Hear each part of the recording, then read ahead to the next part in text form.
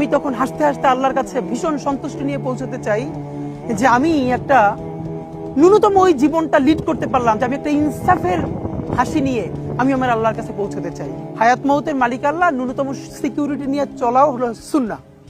কিন্তু আমাদের লড়াইটা হলো, আমার মা স্বাভাবিকভাবেই কান্নাকাটি করেন, আমার পরিবার সবাই। তো আমি আমার মাকে বলেছি যে দেখো, মানে আমরা যে লড়াই নেমেছি, আমার একটা মনে হয় কি কোনো রাজনীতিবিদের না বাসায় মৃত্যুটা হইতে পারে না, এটা কোনো ভালো মৃত্যু না। যিনি রাজনীতি করেন, যিনি লড়াই করেন, যিনি বিপ্লবী, যিনি সংগ্রামী, তার মৃত্যুটা হবে একটা সংগ্রামের মধ্য দিয়ে, একটা রাজপথে, একটা গ্লোরির মৃত্যু।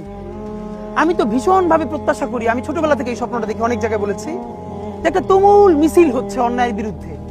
সেই মিছিলের সামনে আমি আছি, কোনো একটা বুলেট এসে আমার বুকটা হয়তো বিদ্ধ করে দিয়েছে, এবং সেই মিছিলে আমি হাসতে হাসতে আমি শহীদ হয়ে গেছি।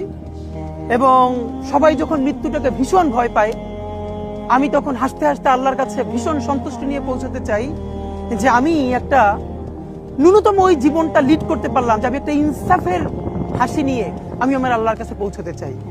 সুতরাং আগামী 50 বছর বাঁচলাম, কোনো ইম্প্যাক্ট তৈরি হলো না আমার দিয়ে, দেশের জন্য, রাষ্ট্রের জন্য, উম্মার জন্য, জাতির জন্য। কিন্তু আমি ধরেন